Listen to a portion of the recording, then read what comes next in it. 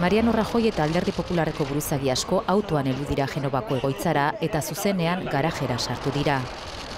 Eraikinaren kanpoaldean, segurtasun neurriak handiak ziren eta ikusmina gutxitan bezalakoa. Si me dejan pasar puedo hablar, si no es imposible, Dozenaka kazetari eta kamera zeuden oinez sartu diren buruzagi popularren hitzak jasotzeko. Yo espero que hoy se tomen medidas importantes, se llegue hasta el final, se investigue hasta el final. Espero que se tomen las medidas adecuadas y oportunas. Irtenan denak pozik alderdiak eta Rajoyk gardentasunez erantzun omen diotelako Bárcenas kasuari. Ha habido compromiso con la transparencia y desde luego ha sido en cualquiera de los casos el mensaje de un hombre honesto. Total transparencia porque el partido no tiene nada que ocultar.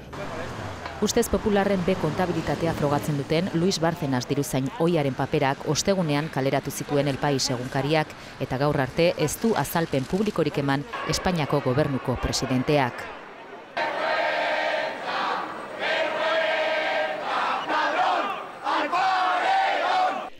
Albiste hauek protestak piztu dituzte kalean eta gaur berriro 100 lagun bildu dira Madrilen Popularrek duten egoitzaren aurrean.